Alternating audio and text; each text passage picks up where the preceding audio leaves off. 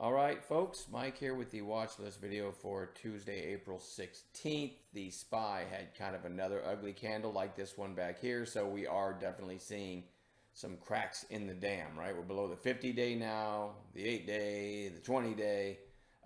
So we're definitely seeing some weakness in the market. I'm going to slide this over real quick, pause the video, and read it. I am not going to.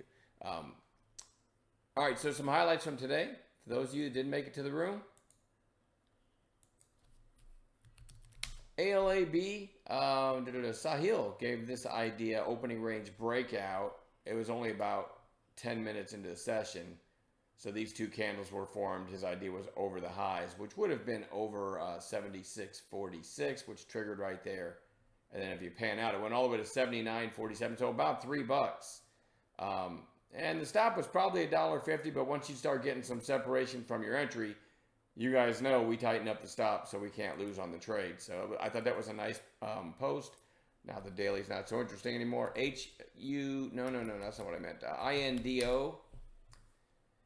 Gunil in chat. This was already on the watch list. And then 5-minute candles. Early on, this is the opening candle right here. Topped at 507. And it kind of, early on, he gave the idea back through 5. And that was, probably just a couple of minutes in. I totally agreed with him. You can see that vertical line there. That's the open. So, yeah, in the first 10 or 15 minutes, I'm thinking back through 5. We're going to take out the high of day. We've got Friday's high above. Loved it. And it just kind of bled lower. But there were reminders posted in the room as it started to curl back up. I love that. Love the way the room works together. Somewhere in here, I also gave the idea over the mic or reiterated Gunil's idea. Got the 5 break, and let me just pan out now. Went all the way to 665, so that was pretty cool. Hang on, a couple more. DXYZ. I gave a Tokyo idea, which if you don't know, somebody said in chat like Tokyos are above my pay grade. It's actually the simplest trade we call. I don't know how to word it other than that. I called a Tokyo. The top of this candle was 37.50. I called it over the mic, by the way. If you were in chat and you didn't see me type it, I didn't. I said it over the mic. When I called it, it was probably about 37.40. The earlier high was above. You had a volume stick. Now, the trick to these is if you take it at 37.40 or even 37.50, see that volume coming in. We already knew we liked it over the high of day, but we're trying to get in before the high of day. So we see that volume and we just jump in. I mean, if you were sitting there watching it, you might have got in it down here. By the time I realized it, I called it again. It was probably about 37.40. The trick to these is the stop is going to go below this candle, right? So the low of this candle was 35.01. So you're basically looking at $2.40 risk. That's not a big deal as long as you control your risk with position size, right? So as long as you know that, then you pick the right number of shares and your 37.40 got you all the way to 44.48, right? So that was a nice trade if you managed it properly. These are not meant to be, you can't be skittish on them. You take them, and there's the daily, by the way, and then you put the stop in, and then when you start to get at least 1R, maybe 2R, you start scaling out, right? So you got to pick position size paramount on those.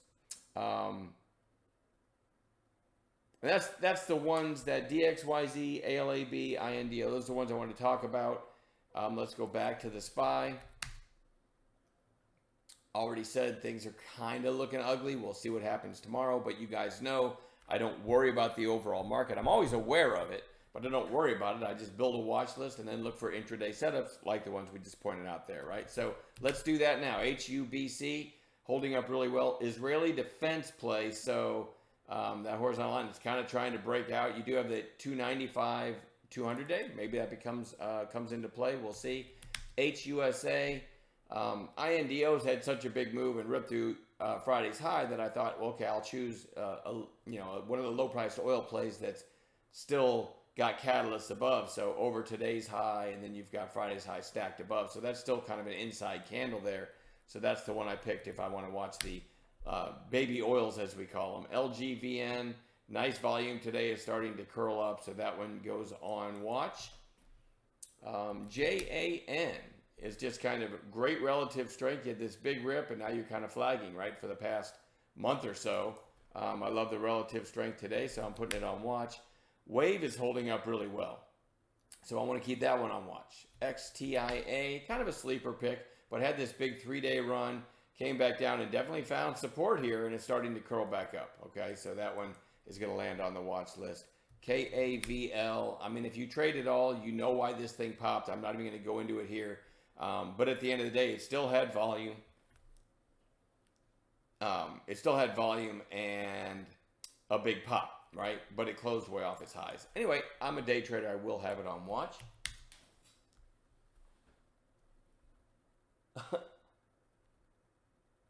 Hang on a second.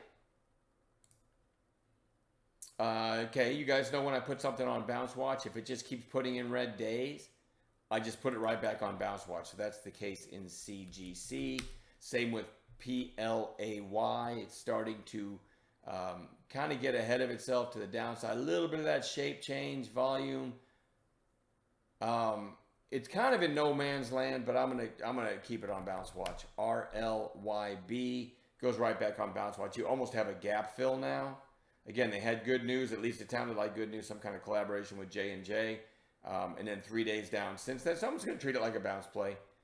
The letter F, Ford, was pointed out by, I think, Mahmoud in chat today. You know, it's kind of almost straight down and into that 200-day. Some price support right here. So I'm looking, that Ford goes on bounce watch. Same with BYON, right? Several days down in a row into the 200-day. Rent, strongest stock in the whole wide world. And then you had a kind of a topping tail on Friday and a red day today. Absolutely going to watch that one for a possible bounce tomorrow. Probably one of my favorites going into tomorrow.